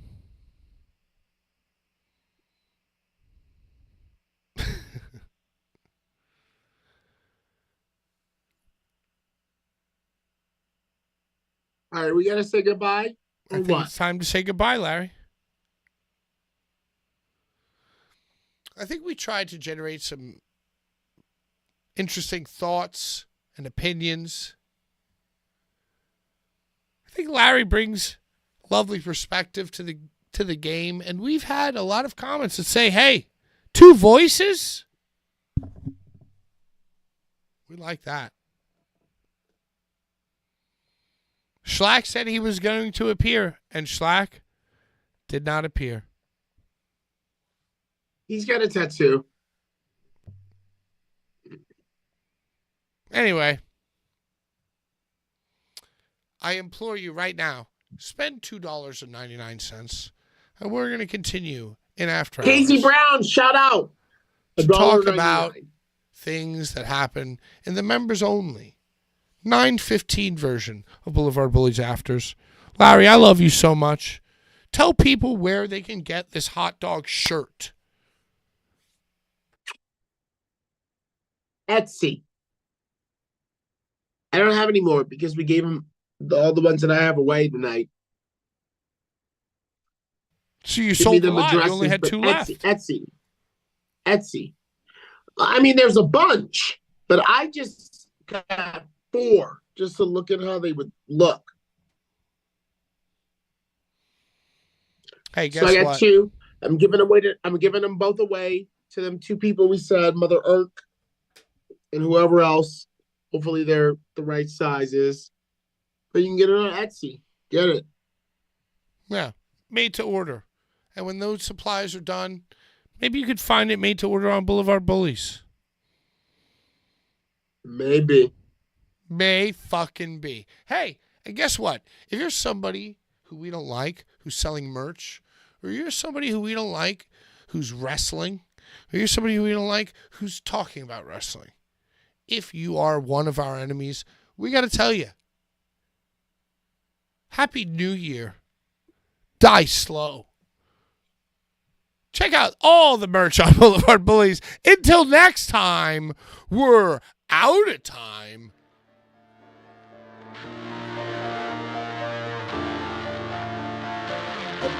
Bye-bye!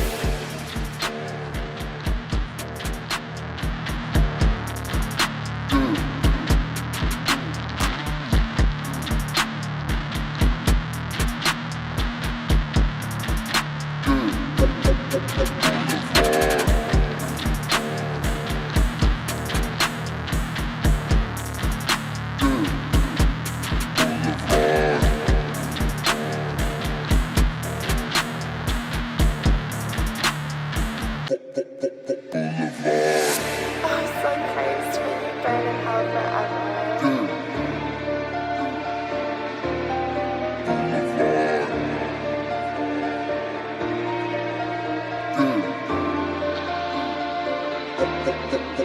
Bullies.